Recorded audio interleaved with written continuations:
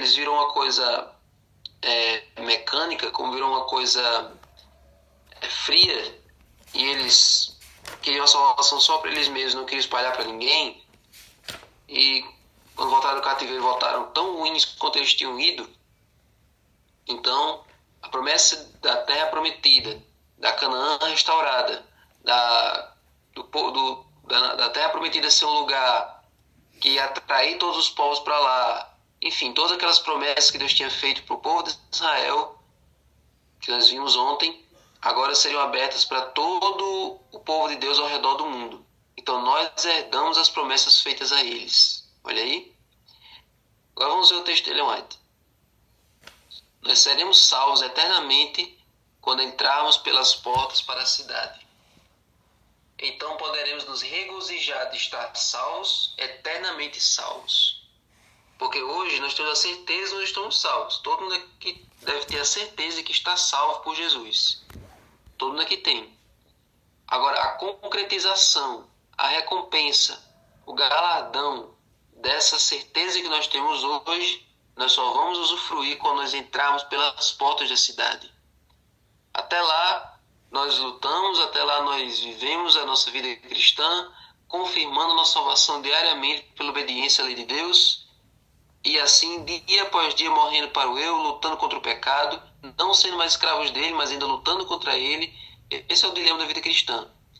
No dia que nós recebemos a natureza totalmente celestial e entrarmos na cidade pelas portas, aí a nossa salvação vai estar completa. É isso que a Bíblia, é isso que ela vai estar querendo dizer aqui. Então podemos nos regozijar, nos alegrar de estarmos salvos, eternamente salvos. Até então, até lá, porém, precisamos atender a exigência do apóstolo e temer que, porventura deixada a promessa de entrar no seu repouso, pareça que algum de vós fique para trás. Hebreus 4, verso 1. Ou seja, mesmo com a promessa da vida eterna, alguns ainda podem ficar para trás. Quem são esses que ainda podem ficar para trás, que não vão herdar essa terra, mesmo hoje? Porque uma coisa é o povo de Israel no passado não ter fé suficiente para conquistar a terra de Canaã. Josué trouxe o povo a duras penas para chegar naquela terra, mesmo assim eles não queriam tomar a terra toda. Teve umas áreas que eles deixaram os povos lá, não quiseram tomar. Uma coisa é eles lá, e outra coisa é nós aqui. Nós não precisamos matar nenhum povo, não precisamos conquistar terra nenhuma, é só pregar o evangelho. Quais são as pessoas de hoje que não vão entrar em Canaã? São as pessoas que, olhem, ter certo conhecimento de Canaã, cantar os hinos de Canaã, regozijar-se na perspectiva de entrar em Canaã, não levou os filhos de Israel a entrar em Canaã. Não levou os filhos de Israel às vinhas e olivais da terra prometida.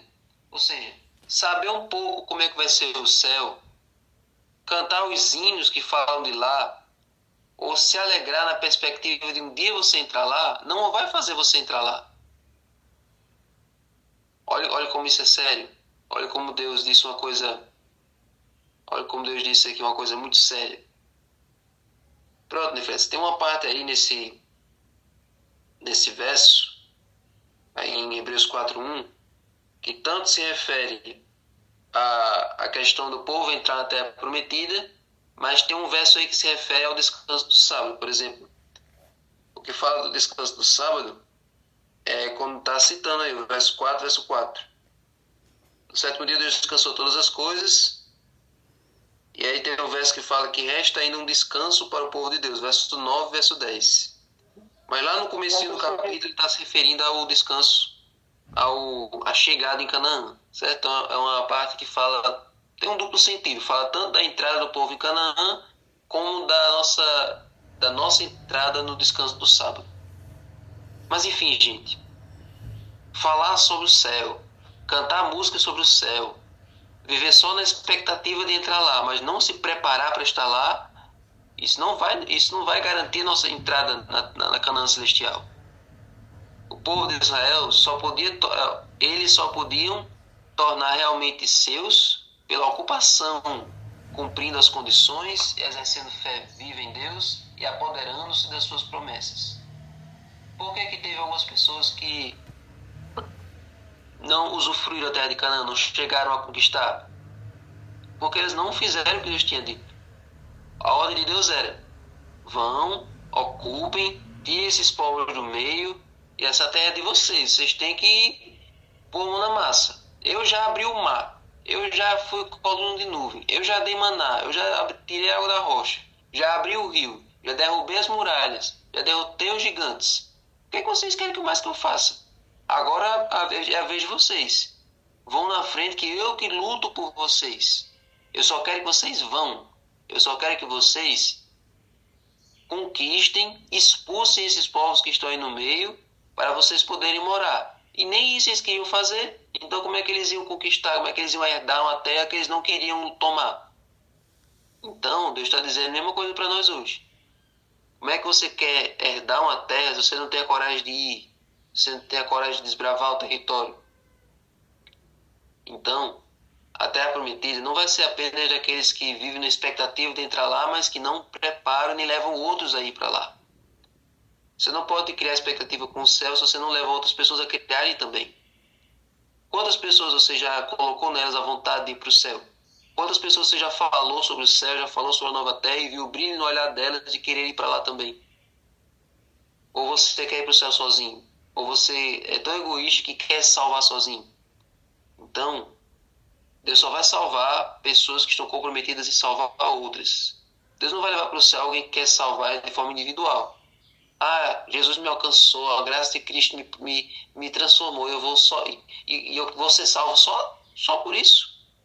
Só porque ele um dia transformou você e você ficou parado, estagnado, não quis mais salvar ninguém? Lembre-se que o evangelho é como um mendigo que acha pão e vai levar aquele pão e contar onde ele achou pão para os outros. Então, na Bíblia, a herança dos salvos é chamada pátria. Hebreus 11, do 14 ao 16. Hebreus 11, do 14 ao 16. Verso 13. Todos estes morreram na fé. Não obtiveram as promessas, mas viram-nas de longe e se alegraram com elas, confessando que eram estrangeiros e peregrinos na terra. Porque os que falam desse modo manifestam estar procurando uma pátria. E se na verdade se lembrasse daquela de onde saíram, teriam oportunidade de voltar. Mas agora desejam uma pátria superior, isto é, celestial. Por isso, Deus não se envergonha deles, de ser chamado seu Deus, porque lhes preparou uma cidade. Então, a herança dos salvos é chamada de pátria. E é por isso que nós temos a certeza que o nosso lugar não é aqui. Por isso, não se apegue a esse mundo, não fique lutando, não fique dando a sua vida por causas desse mundo, porque esse mundo está entesourado para fogo, como diz lá em Pedro. Viva pela pregação do Evangelho, viva pela causa de Cristo, viva pelo lado lá de cima, para que você vá se preparando para a pátria de lá. Nós estamos aqui de passagem, mas nós somos já cidadãos do reino dos céus, certo? Então, por isso nós somos de uma outra pátria. Ainda estamos aqui no Brasil, ainda estamos aqui nesse mundo, exercendo nossas funções como cidadãos daqui, mas mentalmente nós já estamos nos preparando para ir para lá e preparando outros também. Ali, o pastor divino, o pastor celestial, conduz o seu rebanho às fontes de água viva. Ali, as extensas planícies se expandem na direção de lindas colinas, e as montanhas de Deus erguem seus majestosos cumes. Nessas planícies pacíficas, ao lado daquelas correntes cristalinas, o povo de Deus, durante tanto tempo peregrino e errante, encontrará um lar. Amém? Essa é a certeza que Deus quer colocar em nosso coração. Nós andamos nesse mundo, talvez alguns são perseguidos pela família, alguns se sentem deslocados, alguns se sentem sozinhos no seu local de trabalho. Quantos cristãos já sofreram perseguição? Hoje a perseguição é menor do que antes, mas um dia vai voltar a ser intensa, tão intensa quanto antes. Mas na Idade Média, na Inquisição, muitos salvos, muitos cristãos não tinham lugar para ficar, se escondendo nas cavernas, se escondendo nos buracos, ansiando por essa pátria. Eles ansiavam talvez mais do que nós, porque nós vivemos no conforto. Muitos cristãos que hoje vivem no conforto não sentem a necessidade do céu, não sentem aquela vontade imensa de ir para o céu, porque já está bom demais. Falta em nós o mesmo zelo, falta em nós a mesma vontade que os cristãos antigamente tinham. Eles eram errantes, eles eram peregrinos, eles não tinham para onde ficar. E nós hoje temos o conforto e às vezes nos acomodamos com isso. Mas a promessa de Deus é que no céu vai ter lugar para todos. Amém. No céu vai ter um lugar pacífico, um lugar de paz, um lugar de conforto, de bem-estar para todos os salvos. Lá, todos eles, de todas as épocas, tanto os de hoje como os de antigamente, vão poder usufruir de todas as maravilhas da presença de Deus. A Canaã celestial já foi prometida por nós, já está pronta. Falta só a gente entrar e levar outros para morar lá também. Então não é que Jesus está preparando esse lar há 2000 anos construindo uma casa, construindo casas para nós, não. O Deus que fez o mundo em 6 dias, ele pode fazer uma nova terra bem rápido. Ele já está prestes a voltar. Então você está prestes a ir, você está prestes a tomar o território. A promessa de Deus é para aqueles que vão, é para aqueles que se dispõem a ir, aqueles que tomam a espada e vão para a luta, aqueles que tomam a Bíblia e vão para a pregação do Evangelho. Então, considere a nova terra sendo sua quando você faz a obra de Deus. Amém? Amém. Senhor Deus, nos ajuda, Senhor, todos os dias a olharmos para esse lar. Temos a certeza que nada nesse mundo deve nos atrair mais do que as coisas do céu. Que nós possamos colocar nossas expectativas, nossas riquezas no céu. Que nós possamos colocar a nossa visão, a nossa mente, todos os dias no céu. Que a motivação de todas as nossas atitudes, nossas decisões, seja ir para o céu. Sim, Deus. Quanto mais pensarmos no céu, menos vontade sentiremos de fazer as coisas desse mundo e pertencermos a esse mundo. Verdade. E cada um aqui ande com os pés na terra, mas com os olhos aí. Amém. Dá-nos um bom dia em paz, prepara-nos para o sábado, cada um em sua igreja, que amanhã na escola sabatina possamos estar todos afiados para comentar, para discorrermos sobre esse assunto dessa semana. E nos ajuda, Senhor, nos perdoa, nos protege, abençoa agora quem for ler o livro, possamos entender um pouco mais da Tua palavra, em nome de Jesus. Amém. Amém. Tá com